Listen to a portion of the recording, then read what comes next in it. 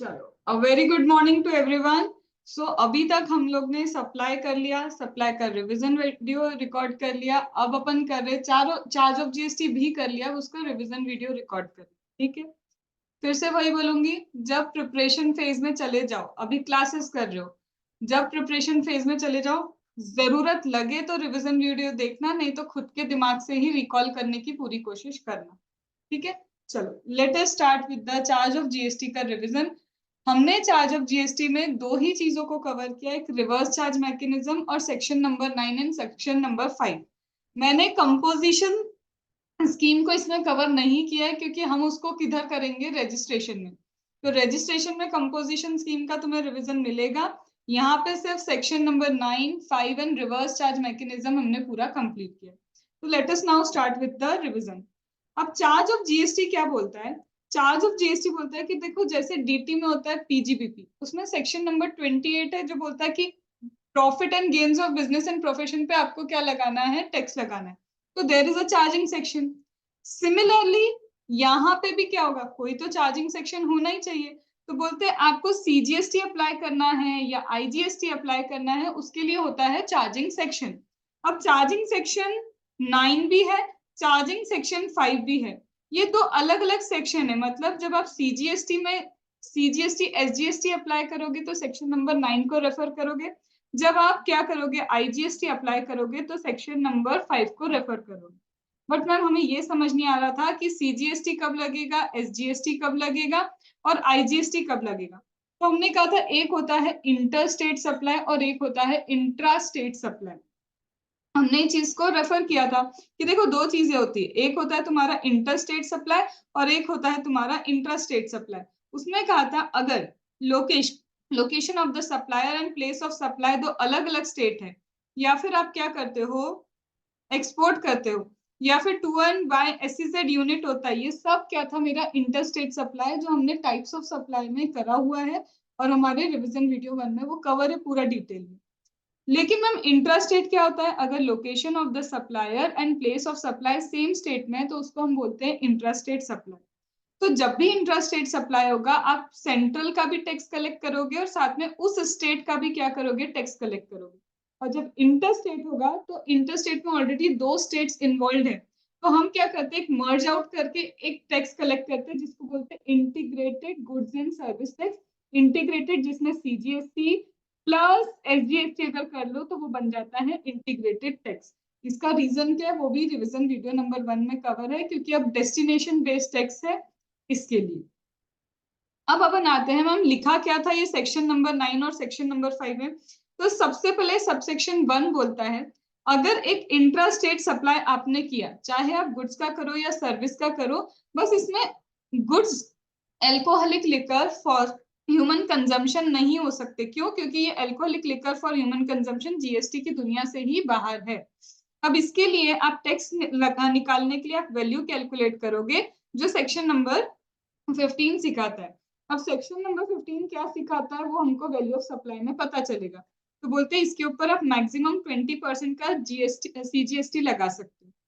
ठीक है, इसके बाद सेक्शन नंबर 2 क्या बोलता है कि जीएसटी तो लगेगा, हर एक सप्लाई ऑफ गुड्स, हर एक सप्लाई ऑफ सर्विस पे जीएसटी लगेगा, लेकिन कुछ ऐसे गुड्स हैं जिनको क्या करा है, जीएसटी के लिए डेफर करके रखा है। मतलब अभी हम इस पे टैक्स नहीं लगाएंगे, जब जीएसटी काउंसिल बोलेगा तब जाके यहाँ पे क्या लगना स्टार्ट होगा, जीएसटी लगना स्टार्ट होगा। तो वो हमारे गुड्स कौन से थे, वो था हमारा HP man.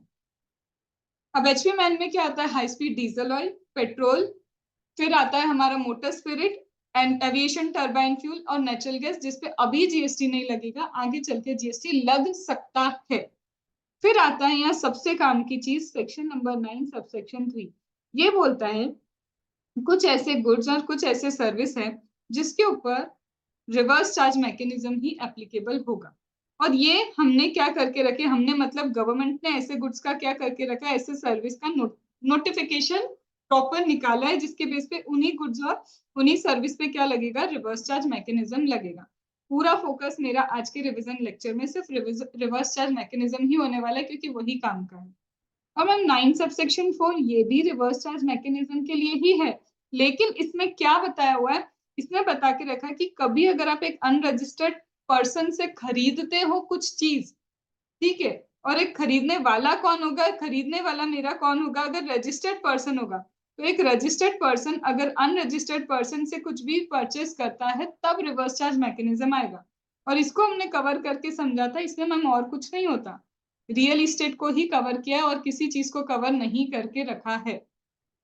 Section number 5 IGST, कि अगर आप इंटरस्टेट सप्लाई करते हो तो आईजीएसटी लगेगा। तो इसमें सेम कट कॉपी पेस्ट ये सेक्शन नंबर 9 जैसा है, लेकिन सेक्शन नंबर 9 में इंट्रास्टेट मिलेगा, यहाँ पे तुम्हें क्या मिलेगा, सिर्फ इंटरस्टेट। एक ही डिफरेंस है ये वर्डिंग का, कि अगर आप interstate supply of goods and service करते हो तो alcoholic liquor for human consumption को भूल जाओ, जो वैल्यू आप निकालोगे उस वैल्यू पे मैक्सिमम 40% का ही आईजीएसटी अप्लाई कर पाओगे। मैम ये मैक्सिमम 40 कैसा है, मैंने तुम्हें बोला था सीजीएसटी और एसजीएसटी को प्लस कर दोगे तो आईजीएसटी बनता है। तो जब मैक्सिमम सीजीएसटी 20 है तो ये ऑटोमेटिकली क्या बन जाता है, 40% बन जाता है। एमसीक्यू के लिए बहुत मामूली चीजें याद रखने के लिए। मैम इंटरस्टेट सप्लाई में आपने बोला था एक्सपोर्ट भी होता है, यस, इंपोर्ट भी होता है, बिल्कुल, इंपोर्ट ऑफ गुड्स भी होता है, सर्विस भी होता है, लेकिन import of goods specifically custom ने कवर किया है तो हम जीएसटी में डिस्कस नहीं करते। इसके अलावा अगेन यहाँ पे भी दिया है, आईजीएसटी के पर्पस के लिए कुछ गुड्स को क्या करके रखा है, डेफर करके रखा है, वही है मेरे एचपी मैन, कुछ नया नहीं है इसके अंदर, यही हमने सीजीएसटी वाले में भी देखा था। यहाँ पे भी वही 9 सबसेक्शन 3 की गवर्नमेंट ने नोटिफिकेशन निकाल के बताया कुछ ऐसे गुड्स एंड सर्विस होंगे जिसपे क्या लगेगा, तुम्हारा रिवर्स चार्ज मैकेनिज्म एप्लीकेबल होगा। 9(4) में भी बोला है कि अगर एक रजिस्टर्ड पर्सन रिसीव करता है कोई goods and service from unregistered person तो यहाँ पे भी क्या आएगा, रिवर्स चार्ज मैकेनिज्म। यहाँ पे भी बात वही है, रियल इस्टेट की ही बात करके रखी है और कोई बात नहीं की है। मतलब एक कॉमन 9 बोलो 5 बोलो, कुछ भी इसमें बहुत डिफिकल्ट नहीं है, सिर्फ एक बार रीडिंग करना है, एग्जाम पर्पज के लिए वो रीडिंग भी नहीं करनी, ठीक है।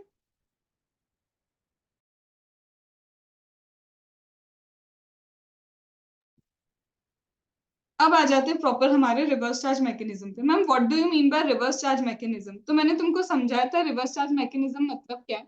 ये एक सप्लायर है, ठीक है, ये तुम कौन हो, सामान खरीदने वाले या सर्विसेज लेने वाले। यहाँ पे जनरली क्या होता है, जब तुम कोई गुड्स खरीद के लाते हो तो यहाँ पे वो एक इनवॉइस बनाता है सप्लायर, और इस इनवॉइस में ही तुमसे जीएसटी चार्ज कर लेते, सप्लायर चार्ज कर लेता है और सप्लायर ही जाके क्या करता है, फिर गवर्नमेंट को पे करके आता है।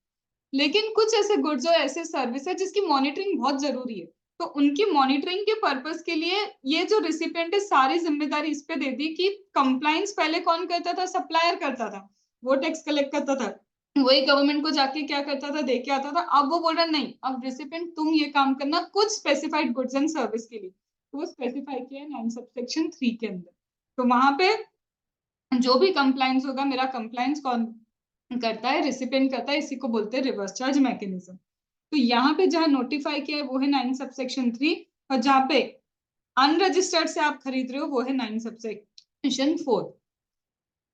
इंटरचेंज करके मत आना इन सेक्शन को, नहीं तो बहुत अर्थ का अनर्थ हो जाएगा। जहां पे नोटिफिकेशन है 9(3) ही लिखना है, और सिर्फ अनरजिस्टर्ड टू रजिस्टर्ड वाले केस में तुमको क्या लिखना है, रिवर्स चार्ज मैकेनिज्म का 9 सबसेक्शन 4, ठीक है। सबसे पहले हम स्टार्ट करते हैं with the one of the most important, जो हमेशा हमेशा हमको मिलेगी ही मिलेगी, कहाँ पे, हमारे एग्जाम के पेपर क्वेश्चन नंबर 1 में ये होता ही है, जीटीए का एक ना एक पॉइंट। एक मिनट दो बस, हाँ।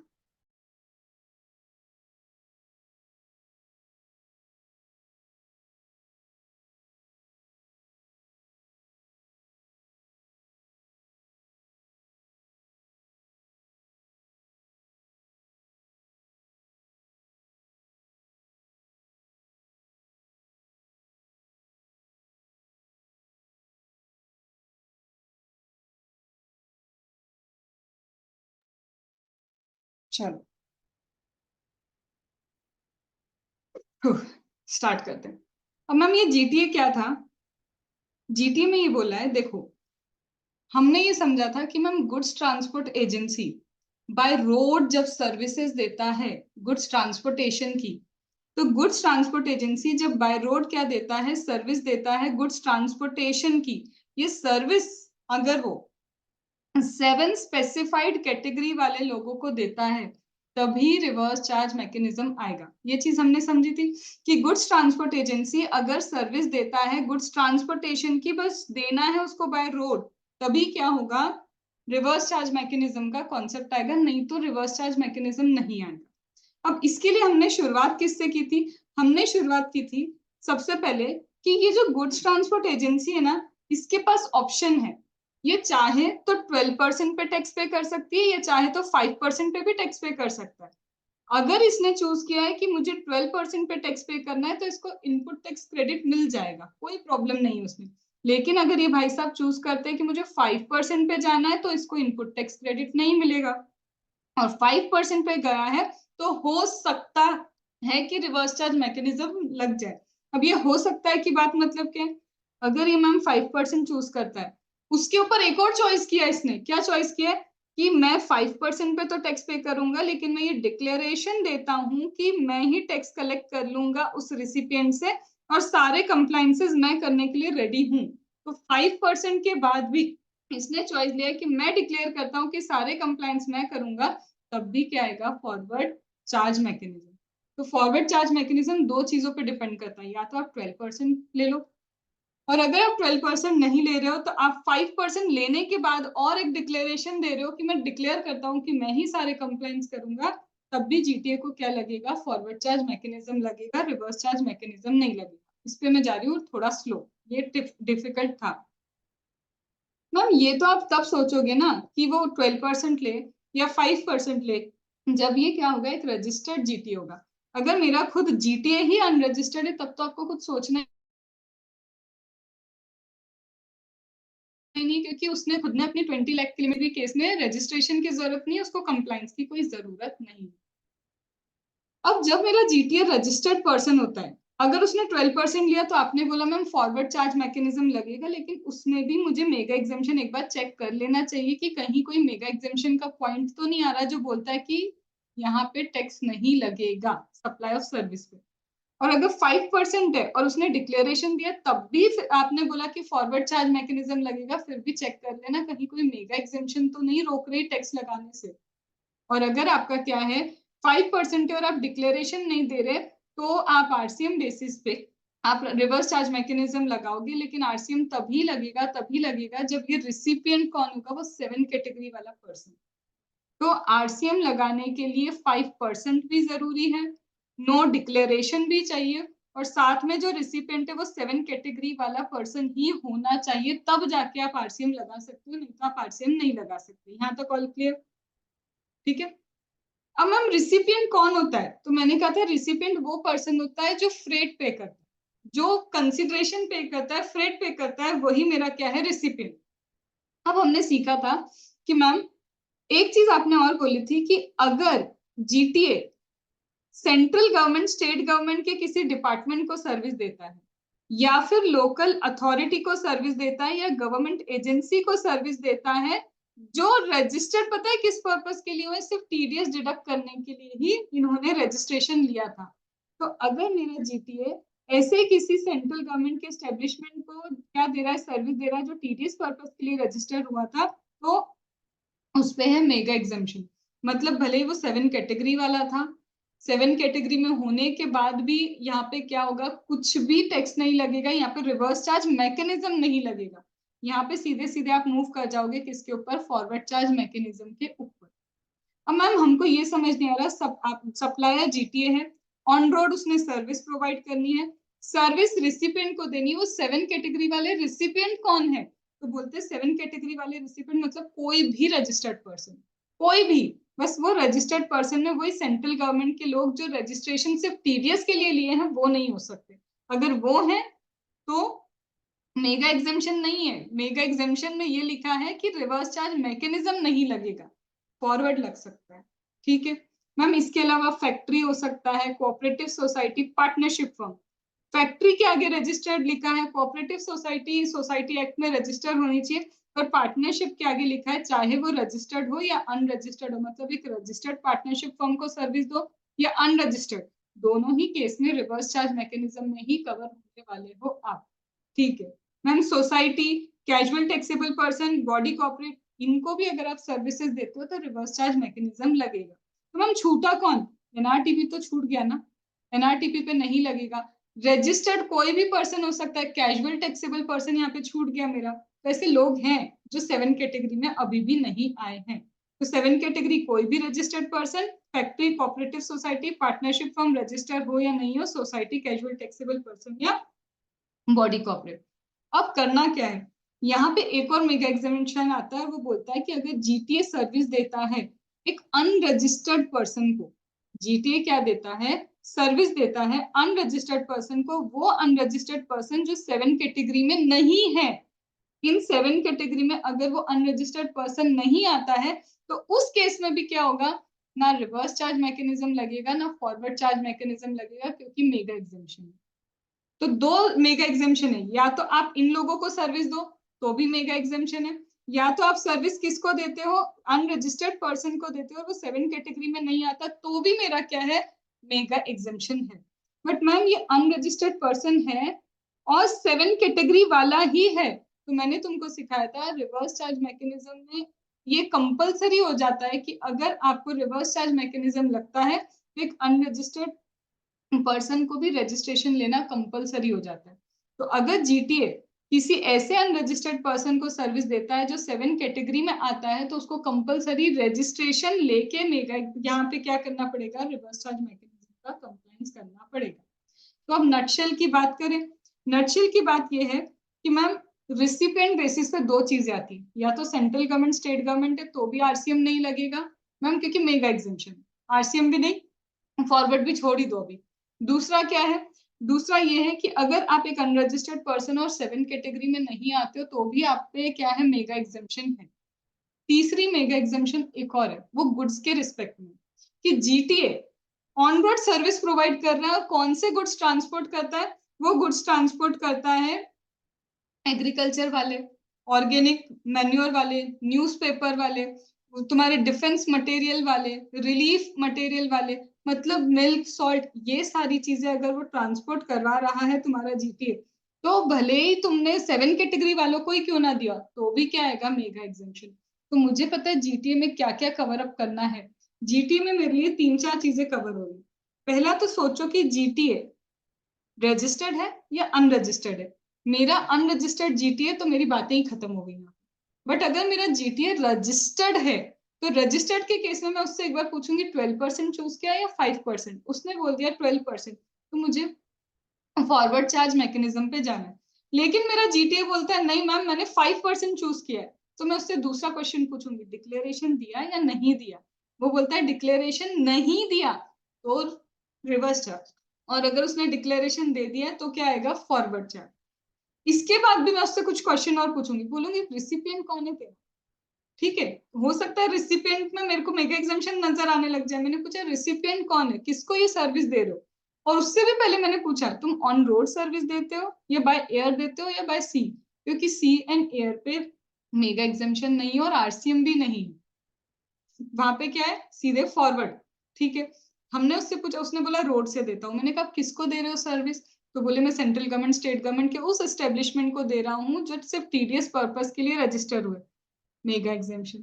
फिर मैंने पूछा अब किसको दे रहे हो सर्विस, तो बोल रहे किसी भी रजिस्टर्ड पर्सन को दे रहा हूँ। तो मैंने कहा फिर तो रिवर्स चार्ज मैकेनिज्म में ही आओगे, क्योंकि कोई भी रजिस्टर्ड पर्सन है। फिर मैंने पूछा अब किसको दे रहे हो सर्विस, तो बोला अनरजिस्टर्ड पर्सन। मैंने कहा क्या वो 7 कैटेगरी में आता है अनरजिस्टर्ड पर्सन, बोला नहीं। तो मैंने कहा मेगा एग्जामिशन।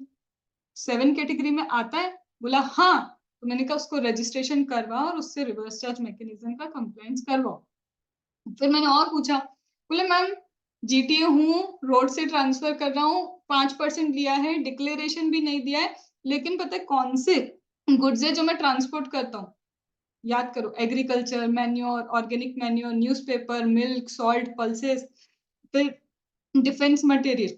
तो ऐसे गुड्स अगर दे रहे हो ना, तो वैसे ही मेगा एग्जामिशन है, चाहे फिर सामने वाला 7 कैटेगरी में हो नहीं हो, mega examination. This complete GTA का एक लर्निंग वाला मैंने कोशिश की कि फिर से लर्न हो जाए। अब आते हैं बाकी छोटे छोटी चीजों पे।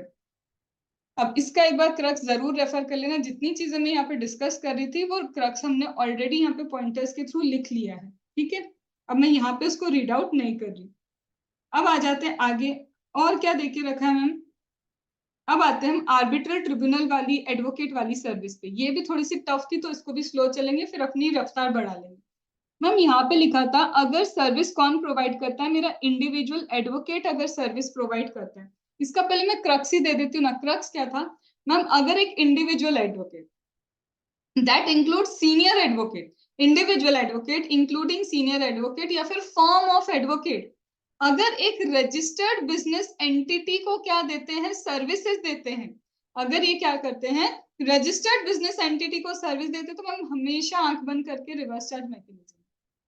ठीक है, इसके अलावा अगर यही सब लोग एक अनरजिस्टर्ड बिजनेस एंटिटी को सर्विस दे, मेगा एग्जेम्पशन। अगर यही सब लोग एक अनरजिस्टर्ड पर्सन को सर्विस दे, मेगा एग्जेम्पशन। अगर यही सब लोग सेंट्रल गवर्नमेंट स्टेट गवर्नमेंट को सर्विस दे, मेगा एग्जेम्पशन। आप बोलना क्या चाहते हो, ये लोग अगर रजिस्टर्ड बिजनेस एंटिटी को सर्विस दे रहे तभी रिवर्स चार्ज मैकेनिज्म है, बाकी सारे केस में क्या है, मेगा एग्जेम्पशन। क्योंकि हमने मेगा एग्जेम्पशन इसके साथ पढ़ी थी। लेकिन हम एक चीज और दी थी, क्या दिया था, अगर एक सीनियर एडवोकेट वो अगर बिजनेस एंटिटी को सर्विस दे जो अनरजिस्टर्ड है, mega exemption. Senior advocate registered business entity को सर्विस दे, अभी बोला ना reverse charge mechanism. Ma'am senior advocate अगर एक एडवोकेट को सर्विस दे या फिर फर्म ऑफ एडवोकेट को सर्विस दे या फिर खुद सीनियर एडवोकेट को ही दूसरे सीनियर एडवोकेट को सर्विस दे, वहां मेगा एग्जेम्पशन नहीं है। वहां पे क्या है, मेगा एग्जेम्पशन नहीं है। वहां पे क्या आएगा, forward charge mechanism. Forward charge क्या आएगा, मैकेनिज्म आएगा। ठीक है, बोलना क्या चाह रही हूँ, एक छोटा सा क्रक्स था इसमें। हमने मेगा एग्जेम्पशन भी पढ़ के रखा है। इसका मेगा एग्जेम्पशन ये बोलता है कि अगर एक एडवोकेट, फर्म ऑफ एडवोकेट और सीनियर एडवोकेट दूसरी जगह लिखा था, उसको मैं एक बार लिखा हुआ दिखा देती हूँ कि अगर एक एडवोकेट है, फर्म ऑफ एडवोकेट है और सीनियर एडवोकेट को इन्होंने स्पेसिफिकली यहाँ अलग कवर किया है, तो बोलते हैं अगर ये सब लोग क्या देते हैं, लीगल सर्विसेज देते हैं। अब लीगल सर्विस क्या होता है, या तो रिप्रेजेंटेशन वाली सर्विस या कंसल्टेशन की सर्विस, किसी भी लॉ में कंसल्टेशन एडवाइजरी सर्विस दो या रिप्रेजेंटेशन की सर्विस दो, वो लीगल सर्विसेज हैं। अगर आप ये लीगल सर्विसेज किसी भी एडवोकेट को दोगे, कोई भी एडवोकेट को दोगे, बस वो कोई भी एडवोकेट मतलब चाहे वो इंडिविजुअल एडवोकेट हो, फर्म ऑफ एडवोकेट हो, सीनियर एडवोकेट हो, तो क्या मेगा एग्जम्पशन। लेकिन जब एक सीनियर एडवोकेट ये सर्विसेज रिवर्स में देता है, ये वाइस वर्सा नहीं है। यहाँ पे क्या है, वाइस वर्सा नहीं है। तो मैं पॉइंटर वाइज बोलती हूँ। सबसे पहले मैं रिवर्स चार्ज मैकेनिज्म कवर कहाँ होगा, आप सिर्फ ये बताओ।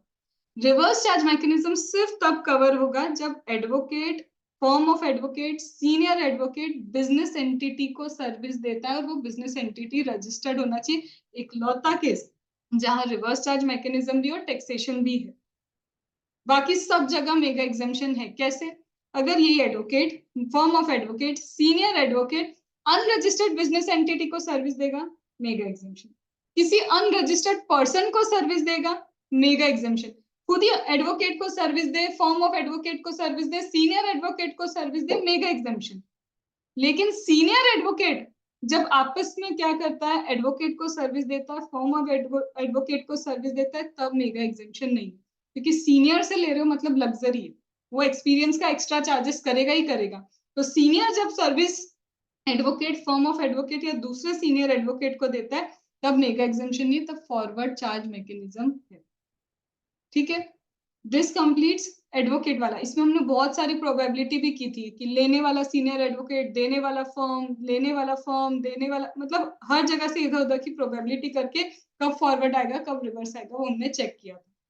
इसके बाद आता है आर्बिट्रल ट्रिब्यूनल वाली सर्विस। मैम आर्बिट्रल ट्रिब्यूनल में भी सेम चीज ही थी ऑलमोस्ट। वो बोलते हैं कि अगर आर्बिट्रल ट्रिब्यूनल क्या कर रहा है, सर्विसेज प्रोवाइड कर रहा है एक बिजनेस एंटिटी को, रजिस्टर्ड बिजनेस एंटिटी, तो ही रिवर्स चार्ज मैकेनिज्म है। सेम मेगा एग्जेम्पशन में यही लिखा है, आर्बिट्रल ट्रिब्यूनल अगर अनरजिस्टर्ड बिजनेस एंटिटी को सर्विस प्रोवाइड करेगा, मेगा एग्जेम्पशन। आर्बिट्रल ट्रिब्यूनल किसी भी अनरजिस्टर्ड पर्सन को सर्विस प्रोवाइड करेगा तो भी मेगा एग्जेम्पशन। ले दे के बात इतनी थी, अगर वो एक रजिस्टर्ड पर्सन बिजनेस एंटिटी को सर्विस प्रोवाइड करेगा तभी टैक्सेशन है, और वो टैक्सेशन रिवर्स चार्ज मैकेनिज्म में है। फिर हमने छोटी छोटी चीजें कवर की थी मैम, स्पॉन्सरशिप सर्विस। अगर स्पॉन्सरशिप सर्विस आप दे रहे हो, देने वाला कोई भी पर्सन हो सकता है, और ये कोई भी पर्सन पे ना बहुत इन डिटेल ध्यान रखना, पर्सन लिखा है। पर्सन रजिस्टर्ड पर्सन भी हो सकता है, अनरजिस्टर्ड पर्सन भी हो सकता है, और टैक्सेबल पर्सन भी हो सकता है, जिसको बस अभी रजिस्ट्रेशन लेना है। तो कोई भी पर्सन बॉडी कॉर्पोरेट को अगर सर्विस देता है या पार्टनरशिप फर्म को स्पॉन्सरशिप सर्विस देता है, तो फिर दिया किसको service? Body corporate, partnership firm, उन्हीं को रिवर्स चार्ज मैकेनिज्म करना पड़ेगा। लेकिन यहाँ पे भी है मेगा एग्जेम्पशन, गेम्स से रिलेटेड स्पॉन्सरशिप है तो वहां पे मेगा एग्जेम्पशन भी है, वहां पे आरसीएम भी नहीं लगेगा, ये चीज याद रखना। बस लेने वाला बॉडी कॉर्पोरेट होगा तब आरसीएम नहीं लगेगा, मेगा एग्जेम्पशन। लेने वाला पार्टनरशिप होगा तब आरसीएम है, मेगा एग्जेम्पशन है। क्यों? क्योंकि आरसीएम सिर्फ यहीं आ रहा है, तो यहीं मैं मेगा एग्जेम्पशन करके बताऊंगी ना कि ऐसा भी है तो भी क्या है, मेगा एग्जेम्पशन। ठीक है। फिर इसके बाद मैम एक चीज और थोड़ा सा आप चेंज करो ना, स्पॉन्सरशिप सर्विस। ठीक है, पता है आप दे रहे हो बॉडी कॉर्पोरेट को, आरसीएम है। आप दे रहे हो फर्म को, आरसीएम है। Sponsorship service body corporate and firm को दे रहे हो, ठीक है, कोऑपरेटिव सोसाइटी को भी तो दे सकते हो। And body corporate does not include cooperative society, वहां आएगा आपका forward charge mechanism.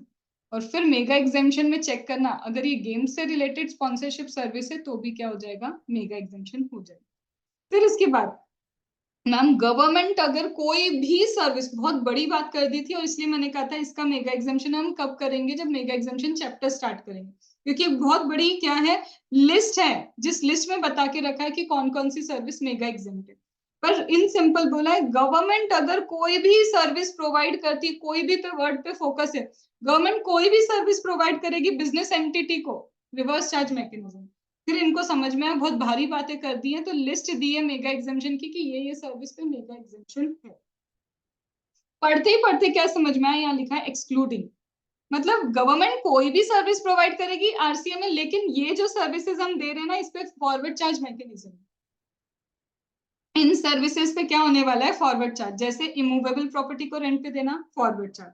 Department of post की service, airport and vessel, aircraft vessel की सर्विसेज, या फिर गुड्स पैसेंजर ट्रांसपोर्ट की सर्विस भी फॉरवर्ड चार्ज मैकेनिज्म पे।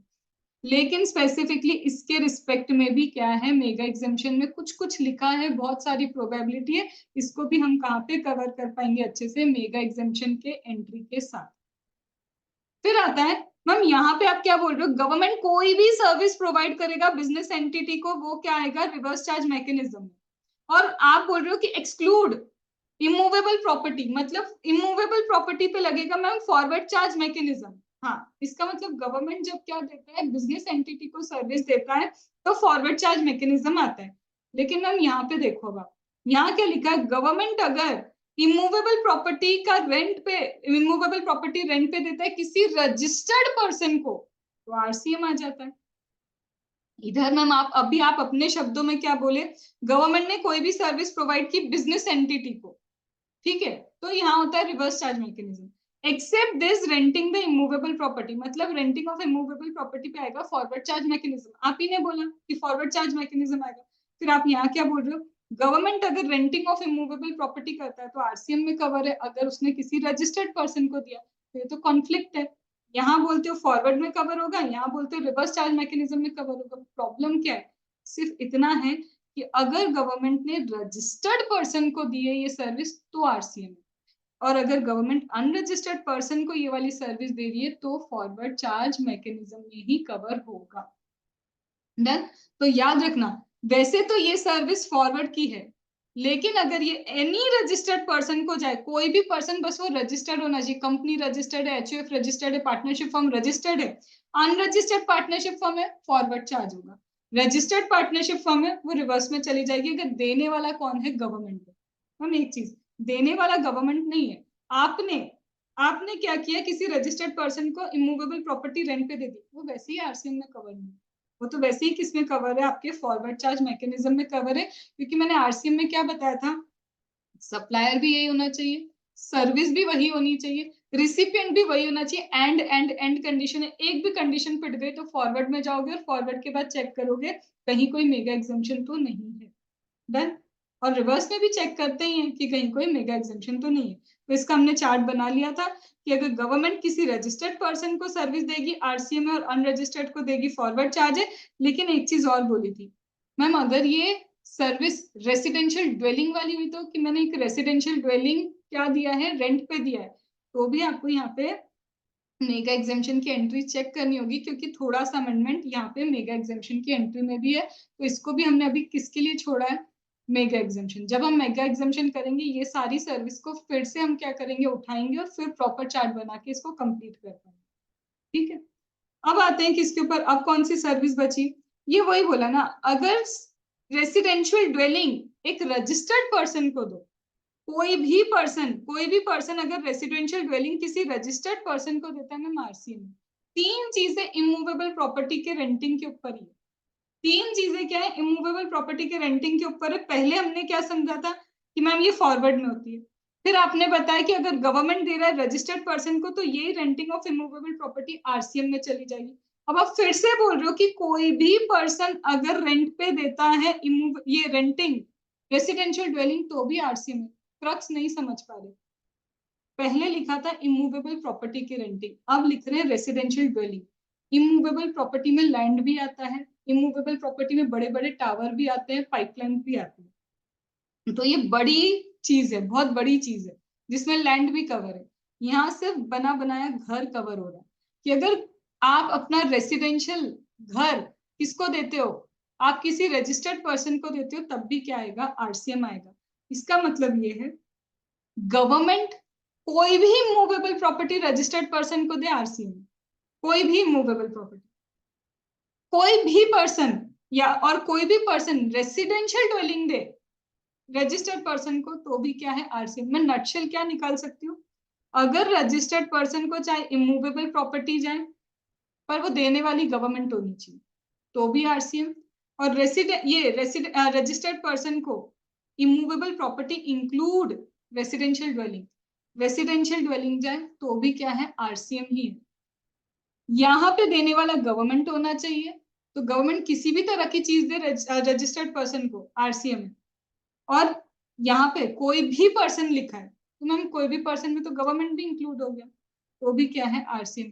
तो नटशेल क्या निकला, ये निकला, पहले देखो लेने वाला कौन, रजिस्टर्ड पर्सन, दे क्या रहे हो मैम, इमूवेबल प्रॉपर्टी।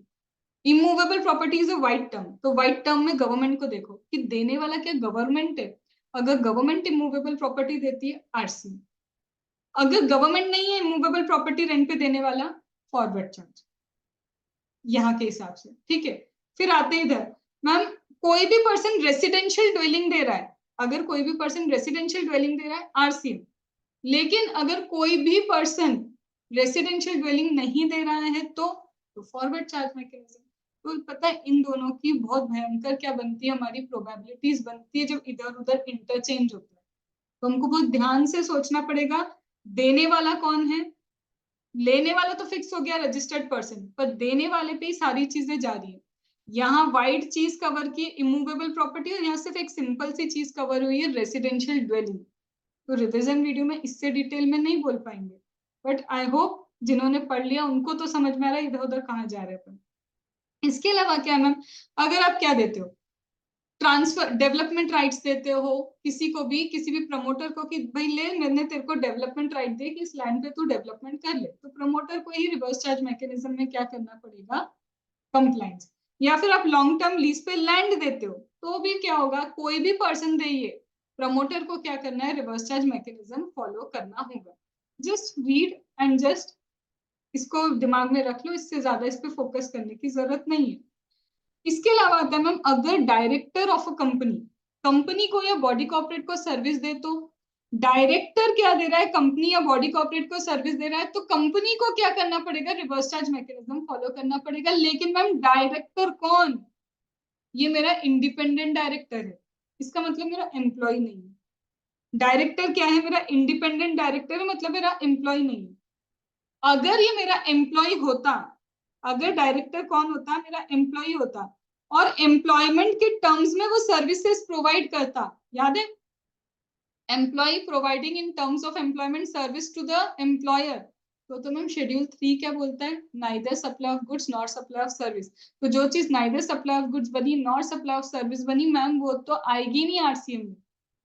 मैम अगर ये मेरा डायरेक्टर है, ये मेरा एम्प्लॉय है, और ये इन टर्म्स ऑफ एम्प्लॉयमेंट में सर्विसेज नहीं दे रहा है, तब जाके आप क्या बोलोगे, रिवर्स चार्ज मैकेनिज्म। मैम ये मेरा डायरेक्टर है and director is not my employ, और अगर ये एम्प्लॉय ही नहीं है तब भी क्या आएगा तुम्हारा, reverse charge mechanism.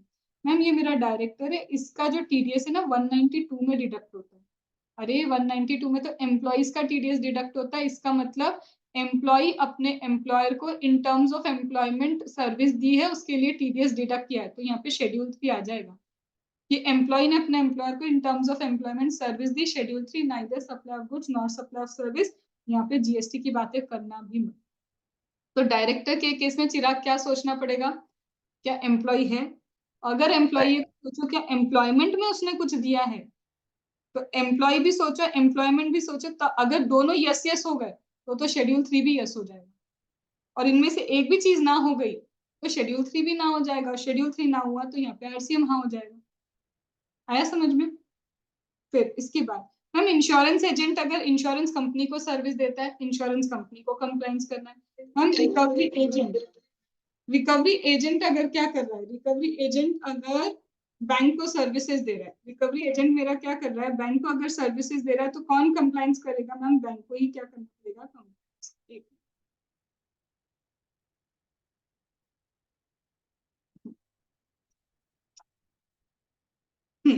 Recovery agent अगर क्या करता है, बैंक को सर्विसेज देता है, नॉन फाइनेंशियल इंस्टीट्यूट को सर्विसेज देता है, एनबीएफसी को सर्विसेज देता है रिकवरी की, तो उनको क्या करना पड़ेगा, कंप्लायंस करना पड़ेगा। अब याद रखना, जैसे ही मेरा टर्म एजेंट का चालू हुआ, यहाँ तो बैंक भी कवर है, एनबीएफसी भी कवर है, फाइनेंशियल इंस्टीट्यूट भी कवर, तीनों कवर, ठीक है, यहाँ कोई प्रॉब्लम नहीं थी। इसके बाद हमने इसको 2 मिनट के लिए छोड़ती हूँ, इसके बाद हमने यहाँ पे ना कुछ किया था क्या, कि ma'am individual direct selling agent, अगर एक इंडिविजुअल डायरेक्ट सेलिंग एजेंट भी बैंक और एनबीएफसी को सर्विसेज देता है, तो भी क्या होगा, bank and NBFC he reverse charge mechanism follow करेंगे। लेकिन मैम ये होना चाहिए इंडिविजुअल सेलिंग एजेंट, ये बॉडी कॉर्पोरेट या पार्टनरशिप फर्म नहीं होना चाहिए। फिर तीसरा क्या था मैम, बिजनेस फैसिलिटेटर अगर बैंकिंग कंपनी को सर्विस देता है, तो भी आरसीएम में मैम बोलना क्या चाह रही, बिजनेस फैसिलिटेटर में सिर्फ बैंकिंग कंपनी कवर है, इंडिविजुअल सेलिंग एजेंट में नॉन फाइनेंशियल इंस्टीट्यूट कवर नहीं है, एनबीएफसी कवर है, और क्या है, बैंकिंग कंपनी कवर है। और जब तुम नॉर्मल रिकवरी एजेंट की बात करो, तो नॉन बैंकिंग फाइनेंशियल कंपनी भी कवर है, फाइनेंशियल इंस्टीट्यूट भी कवर है, बैंकिंग कंपनी, सब कुछ कवर है। तो कवरेज यहाँ पे क्या करना पड़ेगा, याद करना पड़ेगा, बिजनेस फैसिलिटेटर में कौन कवर है, नॉर्मल एजेंट में कौन कवर है, और इंडिविजुअल में कौन कवर है।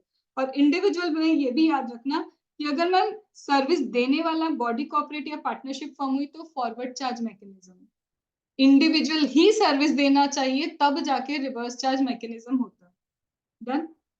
फिर इसके बाद आते हैं यहाँ पे, ये क्या बोलता है मैम, कई बार क्या होता है, कोई एल्बम वगैरह बनती है तो म्यूजिक कंपोजर, फोटोग्राफर, आर्टिस्ट, ये सारे लोग क्या देते हैं, म्यूजिक कंपनी को, प्रोड्यूसर को सर्विस देते हैं।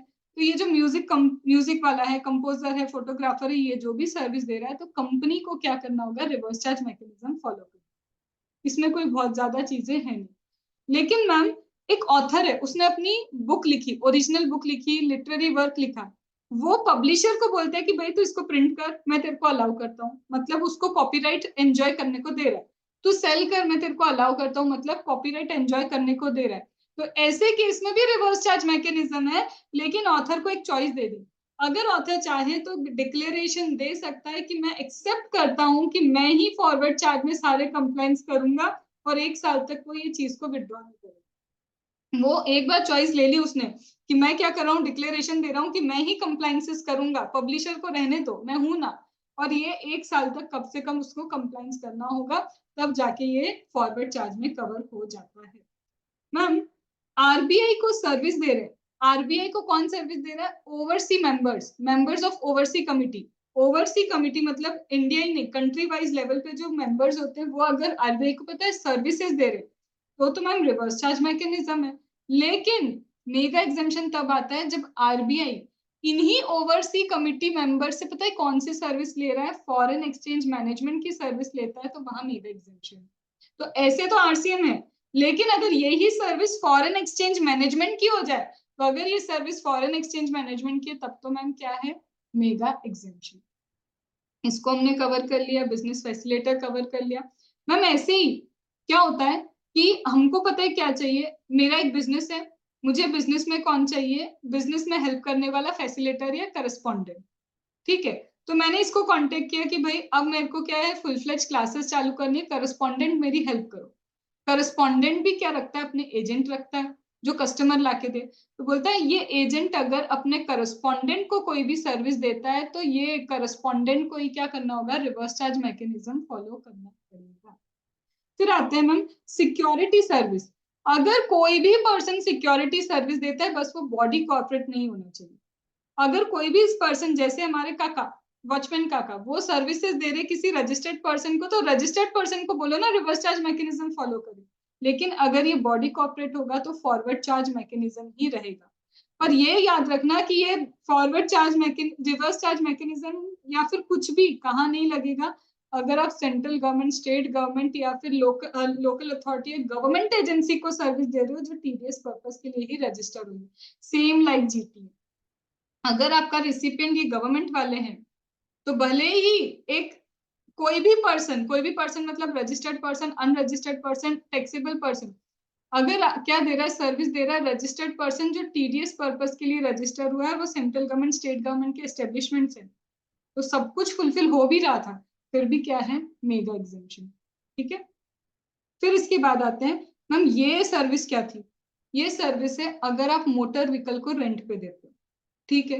कौन सी मोटर व्हीकल को रेंट पे देना है मैम, बोलते हैं कि अगर कोई भी पर्सन क्या करता है, कोई भी पर्सन, बस वो बॉडी कॉर्पोरेट नहीं होना चाहिए, कोई भी पर्सन हो सकता है, बस वो बॉडी कॉर्पोरेट नहीं होना चाहिए, उसको क्या करना है, अपनी मोटर व्हीकल रेंट पे देनी है। कौन सी motor vehicle, for the transportation of goods. Goods transport के लिए आप क्या करो, for the transportation of passenger, आप पैसेंजर ट्रांसपोर्ट के लिए अपनी मोटर व्हीकल को क्या करो, रेंट पे दे दो। ठीक है। अब उसके लिए ऑब्वियसली पैसा तो चार्ज करोगे, उस पैसे में ना फ्यूल कॉस्ट इंक्लूड कर लो। ठीक है। और ये सर्विस किसको देना है, ये सर्विस देना है आपको बॉडी कॉर्पोरेट। बहुत सारी प्रोबेबिलिटी, क्या बोल रहा है सर, सबसे पहले देने वाला कौन हो सकता है, हम सबसे पहले देने वाला कौन होगा, कोई भी पर्सन। ठीक है, बस ये बॉडी कॉर्पोरेट नहीं होना चाहिए। अगर बॉडी कॉर्पोरेट ने सर्विसेज दी तो वहीं फॉरवर्ड में कवर हो जाओगे। ठीक है। कोई भी पर्सन दे क्या रहा है, motor vehicle for passenger transport. ठीक है, तो कोई भी पर्सन देगा, बॉडी कॉर्पोरेट नहीं होगा, मोटर व्हीकल दे रहा है पैसेंजर ट्रांसपोर्ट के लिए, सब कुछ सही चल रहा है, तो आरसीएम में हो। लेकिन अगर मैम इसने गुड्स ट्रांसपोर्ट के लिए दे दी तो फॉरवर्ड में चले जाओगे। ठीक है। कोई भी पर्सन मैम बॉडी कॉर्पोरेट नहीं है, मोटर व्हीकल दे रहा है, पैसेंजर ट्रांसपोर्ट के लिए दे रहा है, और जो कंसिडरेशन चार्ज करना है उसमें फ्यूल कॉस्ट उसने इंक्लूड की, सब कुछ सही चल रहा है, रिवर्स चार्ज मैकेनिज्म। लेकिन मैम फ्यूल कॉस्ट इंक्लूड नहीं की तो फॉरवर्ड में चले जाओगे। मैम कोई भी पर्सन बॉडी कॉर्पोरेट नहीं है, मोटर व्हीकल पैसेंजर ट्रांसपोर्ट के लिए दे रहा है, फ्यूल कॉस्ट भी इंक्लूड की, दिया किसको, बॉडी कॉर्पोरेट को, सब कुछ सही है, रिवर्स चार्ज मैकेनिज्म। लेकिन मैम लेने वाला पता है कौन है, other than body corporate, forward में कवर हो जाओ।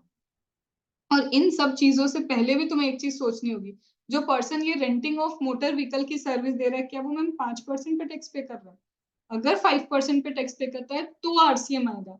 लेकिन अगर ये भाई साहब 12% पे टैक्स पे कर रहे हैं तो मैम फॉरवर्ड में ही रहोगे, तब तो सोचना ही नहीं पड़ेगा ये सारी चीजें। अंडरस्टूड। ठीक है।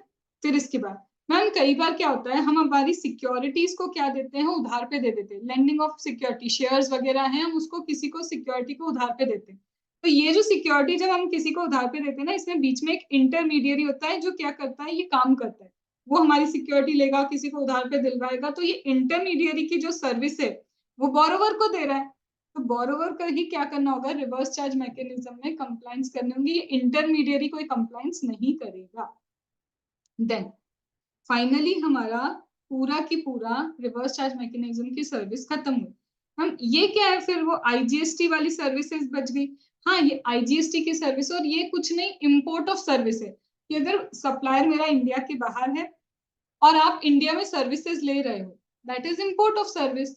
तो इंपोर्ट ऑफ सर्विस तो मैंने सेक्शन नंबर 7 में ही बताया था अच्छे से, कि इंपोर्ट ऑफ सर्विस एक्चुअल में सप्लाई नहीं है, परचेस है, और इस परचेस को रिवर्स चार्ज मैकेनिज्म में लाने के लिए उसको सप्लाई कंसिडर किया था। और यहाँ पे वही लिखा है कि अगर सर्विस प्रोवाइडर इंडिया के बाहर है, वो सर्विसेज देता है, तो यहाँ पे आपको IGST अप्लाई करना पड़ेगा। और दूसरा था, अगर मैम इंडिया के बाहर पर्सन ट्रांसपोर्टेशन ऑफ गुड्स करवाता है बाय वेसल, तो भी आपको क्या करना पड़ेगा मैम, तो भी आपको IGST लगाना पड़ेगा। बट इसका कुछ ना कुछ रीजन मैं बताऊंगी कहाँ पे, कि यह सिर्फ ट्रांसपोर्टेशन ऑफ गुड्स कवर है या ट्रांसपोर्टेशन ऑफ पैसेंजर कवर नहीं है। तो इसका रीजन आपको कहाँ पे मिलेगा, प्लेस ऑफ सप्लाई चैप्टर करेंगे तब समझ में आएगा कि सिर्फ गुड्स क्यों कवर किए, यहाँ पे पैसेंजर कवर नहीं किए। और दूसरी चीज, इसमें भी आगे जाके एक मेगा एग्जाम्पशन का पॉइंट आएगा, बट अभी उसको भी मैंने टच नहीं किया क्योंकि वहां कुछ चीजें रेलिवेंट वहीं के लिए हमने वहीं के लिए छोड़ा। तो एक चीज मैं इन शॉर्ट बोलूं, ये RCM तो पूरा कवर हो गया, बट याद रखना जब सब कुछ कवर हो जाए तो याद रखना मेरा पहला फ्लो पता है, सप्लाई पढ़ने का कभी नहीं होना चाहिए। मुझे सबसे पहले मेगा एग्जाम्पशन पढ़ना चाहिए, क्योंकि अब तुम्हें पता है ना सप्लाई क्या क्या चीजें होती है। जब तुम पढ़ना चालू करो, अपना फिर से रिवीजन या फिर अपना प्रिपरेशन स्टार्ट करो, सबसे पहले मेगा एग्जाम्पशन पढ़ो, फिर शेड्यूल 3 पढ़ो। इससे क्या होगा, तुम्हें समझ में आ जाएगा कि भले ही सब कुछ सप्लाई सप्लाई सप्लाई चल भी रहा है, लेकिन मुझे पता है मुझे GST अप्लाई ही नहीं करना है इसके ऊपर। तो in your revision phase start with mega exemption schedule 3, और फिर स्टार्ट करो गुड्स क्या नहीं है, सर्विस क्या नहीं है। तो पहले ही नेगेटिव सारी चीजें पढ़ ली अपन ने, तो हम समझ पाएंगे कि मैम ये तो सप्लाई भी बन गया, बट इट इज क्या है, GST तो लगने ही नहीं वाला। अंडरस्टूड। चलो लास्ट बस मेरा एक क्लैरिफिकेशन बचा है, वो है रियल इस्टेट सेक्टर के लिए। ये बोलते हैं कि रियल एस्टेट सेक्टर को ना ऑप्शन दिया है, वो चाहे तो 1% पे टैक्स पे कर सकते हैं, वो चाहे तो 5% पे भी टैक्स पे कर सकते हैं, लेकिन दोनों ही केस में ITC नहीं मिलेगा, क्योंकि ये कंसेशनल रेट ऑफ टैक्स है। 1% and 5% are concessional rate of tax, और उसके लिए हम ITC तो नहीं देने वाले। तो प्रमोटर को बोलते हैं कि ओ प्रमोटर, प्रमोटर तुम ये रियल एस्टेट बना रहे हो ना, मतलब कुछ इंफ्रास्ट्रक्चर बना रहे हो, हम जब तुम इस बिल्डिंग को सेल करोगे ना, जब इस बिल्डिंग को सेल करोगे तुम्हारे पास ऑप्शन है 1% टैक्स देना, तुम्हारे पास ऑप्शन है 5% टैक्स देना। पर ये 1% एंड 5% के लिए, दोनों के लिए तुमको ITC नहीं देने वाले। अब वो पूछेगा मुझसे कि मैम 1% कब लगेगा, 5% कब लगेगा, तो मैंने बोला देख 1% कब देना, जब ये तू ये बेच रहा है ना, इसका मेट्रो में एरिया कितना होना चाहिए, 60 स्क्वायर मीटर के हिसाब से, और नॉन मेट्रो सिटी में इसका एरिया 90 स्क्वायर मीटर के हिसाब से चलेगा। एंड चाहे 60 हो या 90 हो, इसका ओवरऑल वैल्यू 45 लाख के ऊपर नहीं जाना चाहिए। तो अगर इस इंफ्रास्ट्रक्चर की वैल्यू 45 तक है, 60 या 90 एज द केस में भी, तो 1% पे कर। पर ऐसा हो गया मैम 60 तो है पर 50 लाख हो गया वैल्यू, या फिर 40 लाख वैल्यू है लेकिन एरिया निकल गया मेरा क्या, मेट्रो में एरिया 70 हो गया, एंड कंडीशन है, दोनों कंडीशन फुलफिल हुई तो 1% पे आओगे। तो फिर मैम 5% पे कब आएंगे, बोलते हैं कि इसको बोलते हैं हम 45 एंड 60 90 को अफोर्डेबल हाउस, मतलब हर कोई अफोर्ड कर सकता है ऐसे हाउस। तो जो हाउसेस अफोर्डेबल नहीं है, मतलब जिनका एरिया ज्यादा है या वैल्यू ज्यादा है, उस पर हम लगाएंगे 5%।